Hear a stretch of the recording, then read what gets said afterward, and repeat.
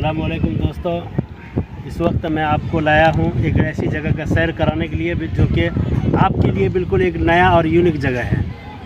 क्योंकि मैं इस वक्त जहाँ पर खड़ा हूँ ये ज़ीरो पॉइंट है और सामने जो आप देख रहे हैं वो हरियाली और वो पहाड़, और वो हरियाली के उस पार में नदी है, नदी के उस पार में पहाड़ जो है वो बर्मा है, और ये सामने जो है मिलिट्री फोर्स है।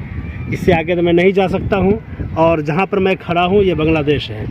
और ये सब बच्चे जो देख रहे हैं ये सब वो बच्चे हैं जो कि 1992 और 2009 और 2017 के बर्मा के अंदर जो कत्ल आम हुआ था मुसलमानों को, तो उस वक्त इन लोगों ने नदी पार कर के जो यहाँ पर हिजरत करके आए थे, और यहाँ के पनाह गुज़ीन रोहिंग्या मुसलमान हैं, ये उनके बच्चे हैं। और इस साइड में जो आप देख रहे हैं इस साइड में उनका कैंप है, और कैंप के अंदर ये कैंप की तादाद यहाँ से तकरीबन 40 किलोमीटर तक, जहाँ तक मैंने सफ़र किया है वहाँ तक मुसलसल कैंप है।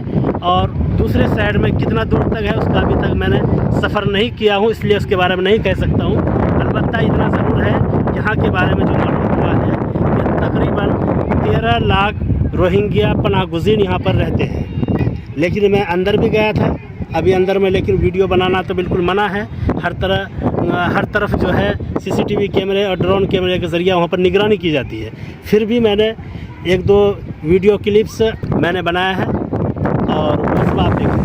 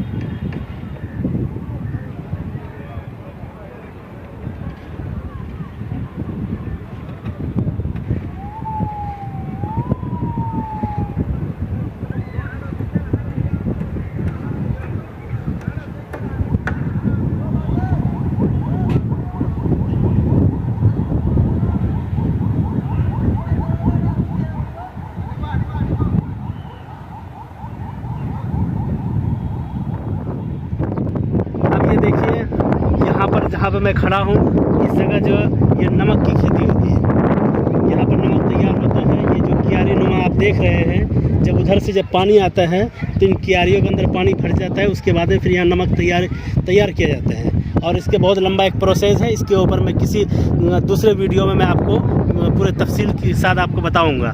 लेकिन इस वक्त आप ये देखिए कि यहाँ पर बारिश हुई है जिसकी वजह से ये पूरा ख़त्म हो गया है यहाँ पर, लेकिन क्यारी नुमा अभी तक बना हुआ है। और नमक के काम यहाँ 12 महीना यहाँ पर तैयार होते रहते हैं, और हमेशा यहाँ नमक के ही कारोबार होता है।